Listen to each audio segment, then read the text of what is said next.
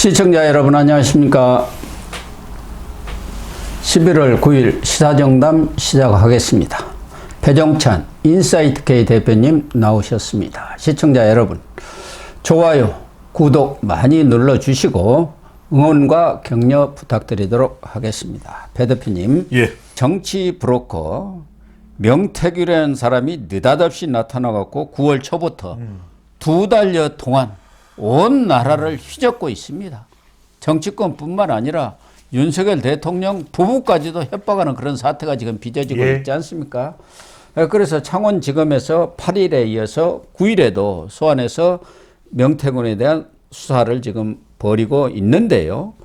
이 명태균이 검찰에 소환되기 전과 후가 태도가 180도로 돌변을 했습니다. 잘 아시다시피 그동안 명태균이는 내가 입만 열면은 윤석열 정권 한 달 내에 탄핵해야 하고 무너진다 이런 얘기도 했고, 내가 김건희 여사와 통화한 2,000개의 캡처를 갖고 있다 뭐 이런 얘기도 했고, 그리고 대통령과 또 부인과 매일 통화를 하고 있다 해갖고 자기를 과시를 좀 했어요. 그리고 나를 구속하면은 내가 다 까버리겠다. 과연 검찰이 나를 구속할 수 있을까 하고 턱 이렇게 겁을 주더니 오히려 지금 윤석열 대통령 그 기자회견 하기 전에도 꼬리를 내리는 그런 입장 표명을 했고, 검찰에 출두하면서도 또 꼬리를 쫙 내리는 그런 입장 표명을 했지 않습니까? 예. 국민 여러분께 경솔한 언행을 해서 민망하고 부끄러웠고 죄송하다 이런 얘기를 했고, 또 출석 전에 윤 대통령 회견 직전 한 35분 전에는 경솔한 언행이 공개돼서 마음의 상처를 입은 분들에게 매우 죄송합니다 이렇게 또 그렇죠. 글을 올렸고, 예. 또 들어가면서는 앞으로 폭로할 것도 없고 내가 아무것도 폭로한 게 없다 이렇게 잡아대고 들어갔어요. 제가요 다 예상했던 거 아니겠습니까? 예. 꼬리를 내린 이유는 뭐냐면 별로 법적인 내용이 될 만한 게 없다라는 거예요. 스모킹건이 없다는 겁니까? 아니라는 거죠. 그러니까 예. 여러분들 이거 간단히 생각하시면 됩니다. 그러니까 이른바 명태균 씨는 어떤 사람이냐면 지역에서의 이른바 선거 또는 정치 뭐 브로커가 됐든 비즈니스맨이 됐든 그런 인물이잖아요. 네. 그런데 말하자면 뭐냐, 윤석열 대통령을 통해서 본인이 비즈니스를 시도한 거예요. 그렇죠. 여론조사를 가져가고 김건희 여사도 통화하고, 그러니까 정치판에 몸담지 않았던 두 사람으로서는 당연히 대선 때 도와준다는, 대선 때는요 누가 도와준다 하면 지푸라기라도 도움을 요청을 합니다. 예. 그러니까 다 하는데 이른바 내용을 다 들어보면 호가호의를 하고 싶었던 거 아니에요. 그렇습니다. 아니 허풍을 떤 거예요. 우리 고 박사님도 수도 없는 사람을 만났고 저 배종찬 소장 배추 묻어서 수 없는 사람을 만났지만 그런 사람들 대화를 우리가 다 깝니까? 안 하죠. 안 하죠. 우리는 할 일도 없습니다. 그냥 뭐 좀 서운하면 서운한 대로 에이구 뭐 세상이 그렇지 뭐 소주 한 잔 먹는 것이고, 또 누가 좀 많이 도와주면 아이 너무 감사하지 뭐 그거 드러낼 일도 아니고 이렇지 않습니까? 네. 그런데 이걸 뭐냐면 김건희 여사 대통령의 약한 연결고리를 잡아야 되는 민주당에 포착이 된 거예요.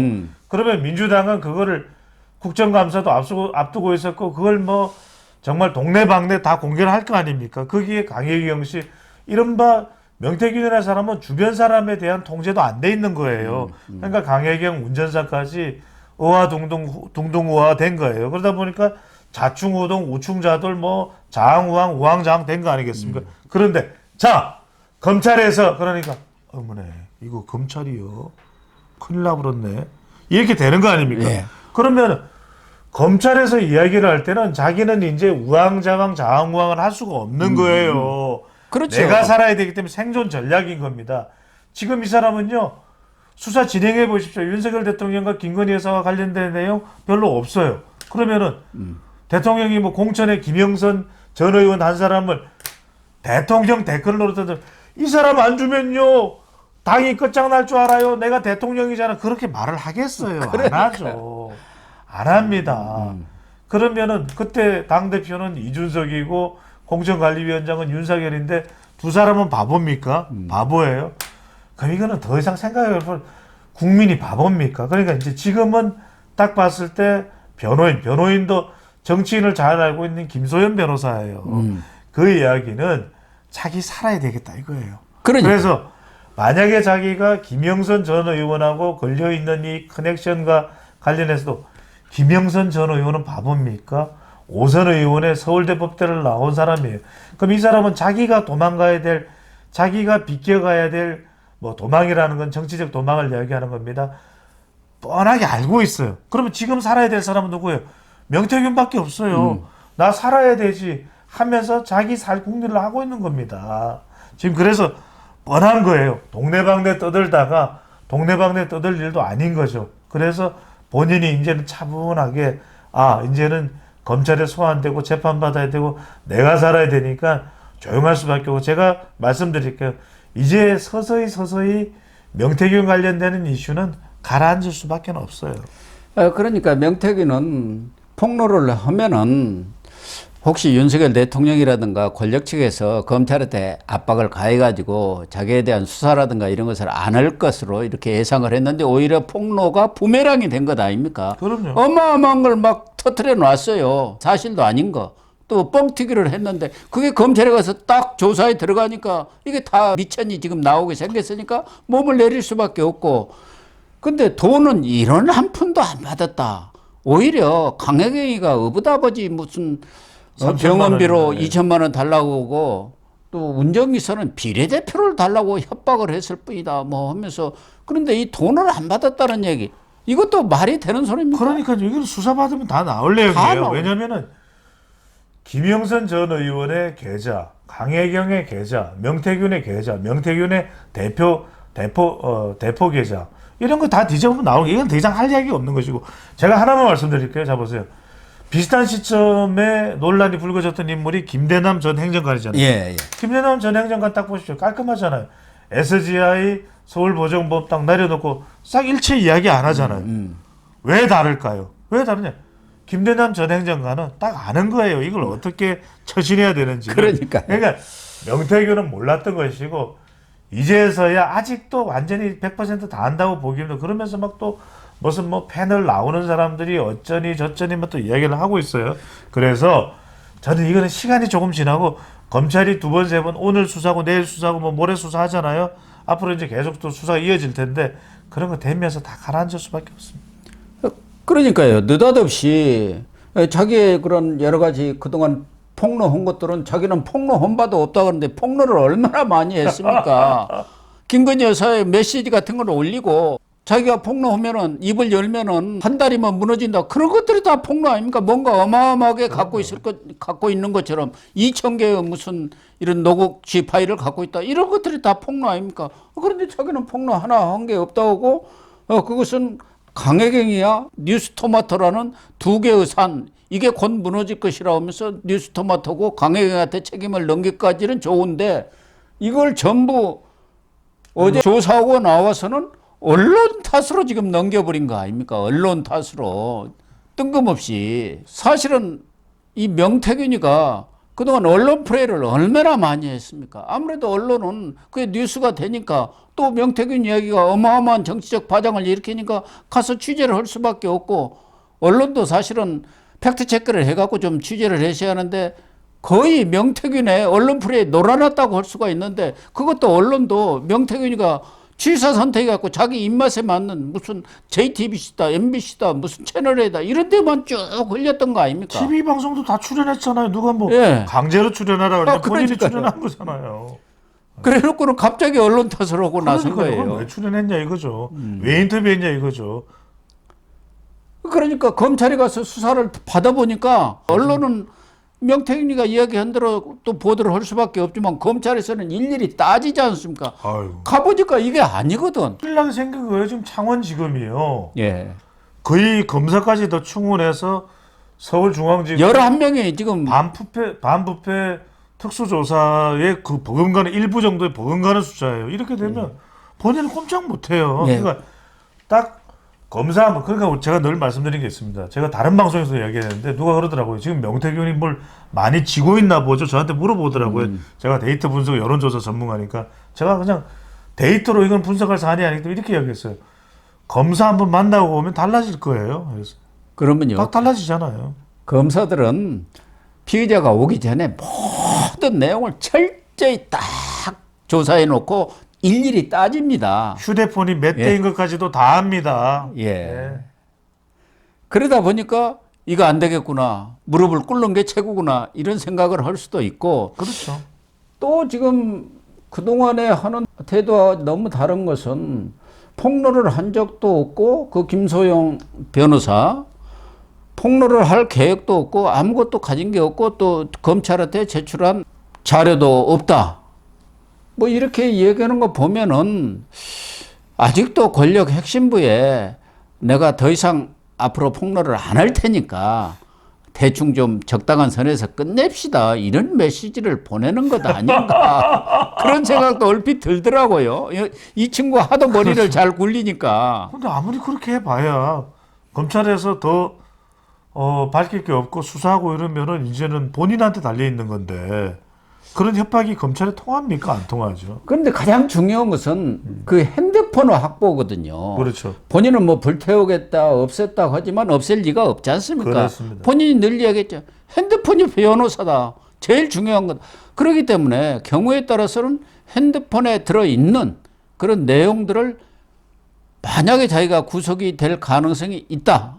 더 이상 버티기가 어렵다고 하면은 그걸 가지고 또 한 번 폭로전에 들어갈 가능성이 있을까요? 열려 있겠죠. 저는 네. 열려 있습니다만 그걸 꺼내 들었을 때 가장 두려운 사람이 누구겠습니까? 윤석열 대통령과 김건희 여사일까요? 저는 아니라고 봅니다. 오히려 명태균 씨와 더 밀접한 관련을 맺고 있었던 그런 정치인이 있겠죠. 예. 그래서 태도를 돌변한 것 중에 하나는 그런 최근에 뭐 여러 여권에 내놓으라 하는 정치인과 그러니까요. 관련된 내용들을 폭로를 했기 때문에 예. 그 사람들도 적극적으로 나서서 명태균에 대한 진무작전을 펴은 것 아닌가. 너 그래 봤자 너만 죽는다. 네. 적당한 선에서 네가 꼬리를 내려라.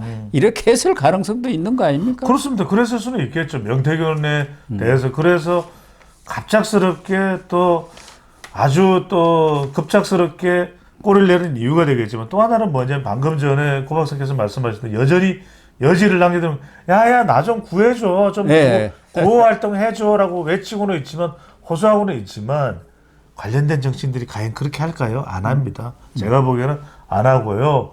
오히려 그렇게 허우적거릴수록 더 깊은 수렁 속으로 빠져들기 때문에 명태균 씨가 지금 살 길은 정확하게 내가 가지고 있는 내용이 뭐고 특히 제일 중요한 건 본인의 혐의와 가장 밀접한 건 김영선 전 의원의 관계예요. 그래서 예. 돈 문제. 그러니까 뭐 컨설팅을 해주고 어쩌고 이런 문제는 공천을 받았고 이런 거는 그거는 사실은 다 따져봐야 면밀하게 따져봐야 되기 때문에 혐의가 될 여지가 없을 가능성도 저는 상당히 높다고 봅니다. 돈은 문제가 됩니다. 왜? 국회의원이 세비를 받았던 건 어떤 다른 사람한테 무엇이 됐건 간에 대가로 준다. 그건 큰일 날 일이고 중대 범죄 행위입니다. 예. 그 부분을 명태균 씨가 어떻게 소명하느냐가 빙고 핵심입니다. 예. 또 하나 어제 출두하면서 오늘은 어떻게 될지 모르겠습니다만은 집행일을 느닷없이 짓고 나왔어요. 네. 그 전에 기자들 만나고 할 때는 집행일 짓고 다닌 적이 그렇죠. 없는데 이게 전형적인 과거의 재벌이라든가 유력 정치인들 침대 출투라는 게 있었지 않습니까? 중동 축구입니까? 네. 침대 축구. 그래가지고 뭐 나오면 또 멀쩡하니 돌아다니고. 맞습니다. 그러니까 나름대로 이 출두 전략도 치밀하게 세운 것 같아요. 어떻게 보면 약자 코스프레랄까? 그렇죠. 또 피해자 코스프레를 한 거예요. 황혜경이랑 그런 사람들이 민주당과 짜가지고 나를 이렇게 주겠다. 뭐 이런 식의. 그러니까 명태균 씨가 여론을 좀 아는 사람이죠. 그리고 네. 창원에서 활동한 사람이지만 인터뷰하는 걸 보면 거의 사투리를 안 쓰잖아요. 예. 그것도 참 특징적인 거예요. 이야기는 뭐냐면 일부러 서울에 있는 사람도 이 PK나 TK 지역의 정서를 반영하기 위해서 그랬나 웃자라고 막 경상도 사투리 쓰는데 전혀 안 쓰잖아요. 그건 뭐냐면 또 지팡이를 짚고 있는 것이 우리 영화 유주얼 서스펙트에도 나오는 것처럼 그러니까 이제 연민 또 상대방으로 하여금 방심하게 만드는 전략이거든요. 그러니까 아니 아이고 얼마나 힘들었으면 지팡이를 짚고 있을까. 그러면 지금 검찰 수사도 벌써 첫째 날에 끊어버리고 오후 6시에 나와버리잖아요. 원래 검찰 수사는 밤늦게까지 해요. 아, 그럼요. 근데 그것도 끊어버리고 다시 수사를 들어가는 거 맥이 풀리게 만드는 거죠. 그 다음에 지팡이를 짚고 있다라는 것은 그만큼 내가 힘들다 묻지 마라. 그러니까 정말 중요한 내용의 질문에 대해서는 들어가기 전도 그렇고 나올 때도 그렇고 답변이 없어요. 본인이 하고 싶은 이야기를 하면서 지팡이라는 것이 뭐냐면 일종의 메시지입니다. 자, 나를 아직도 지팡이 짚고 있는 나를 구원해 줄 기회는 있어. 지금 내가 도움 줬던 정치인들 가만히 있을 거야? 나 불어버릴 수도 있는데 빨리 날 도와줘. 내가 그래서 검찰에 하루 만에 갔다 온 게 아니라 이틀째 또 들어가고 있어. 이런 걸 보여주는 거죠. 이재명이도 구속영장 실질심사 받으러 가면서 지팡이 짚고 갔지 않습니까? 아주 똑같은 연출을 하고 있는데 결론적으로 보면은 지금 명태균이가 구속되느냐 안 되느냐 그 문제 아니겠습니까? 그렇습니다.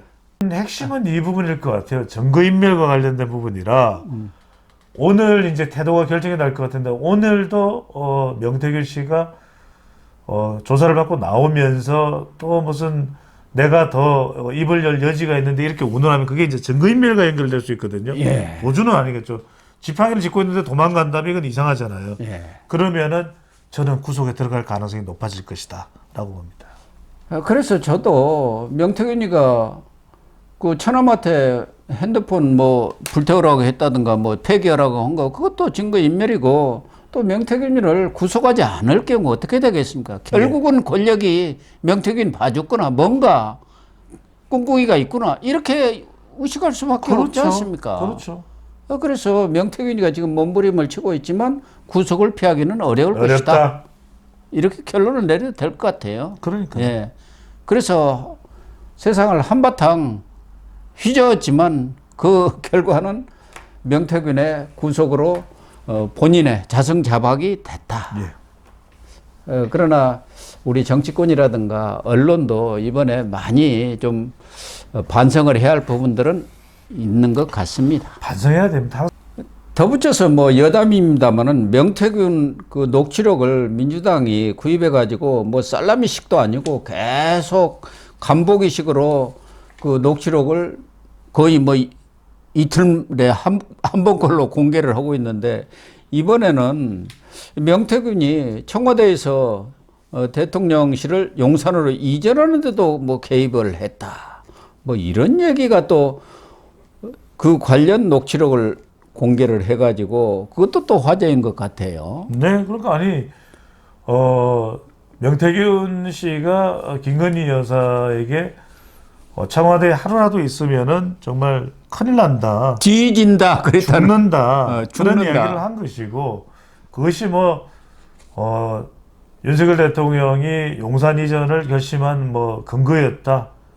핵심이었다 이렇게 이야기하는 것 같지만 저도 용산 이전을 찬성한 사람이에요. 그러니까 이미 그것은 그 대선 당시에 공약으로 나온 겁니다. 그러니까요. 용산 이전 이야기는 그때 처음 나온 이야기도 아니고 예전부터 청사를 문재인 정부 때도 검토했던 일이잖아요. 네. 그러니까 집무실을 대통령 집무실을 광화문으로 옮기는 걸 검토했다가 그게 물리적으로 불가능한 것이다 보니까 그래서 나온 것이 윤석열 대통령 때 당선되자마자 용산으로 검토가 더 구체화됐던 거죠.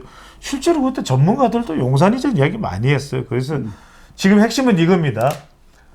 민주당에서는 사실은 이른바 태블릿 효과를 노리는 거죠. 예, 박근혜 그렇습니다. 대통령 때 태블릿 그러니까 온 국민 그 다음에 말 그러니까 이러면서 온 국민이 그냥 다 쏟아져 나가서 윤석열 탄핵과 퇴진을 외쳐줄 것을 기대하는 모양인데 어디 반푼어치도 없는 이야기인 것이고요.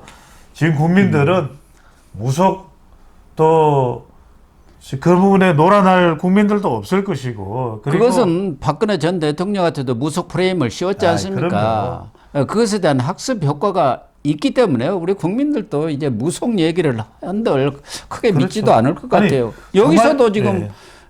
민주당이 공개한 그 녹취록에도 지금 무속 얘기가 나오지 않습니까? 무슨 그러니까요. 꽃이 피기 전이면은 윤석열 대통령이 당선되고 꽃이 피면 이재명을 이길 수 없다. 뭐 했는데 3월 9일에 가지고 꽃이 안 피어가지고 덜 피어서 당선됐다. 뭐 이런 식의 얘기를 거기다가 함성도 교수라고 있지 않습니까? 지금 경기대 정치전문대학원장인가 하고 있는데 이 사람은 안 끼는 데가 없어요.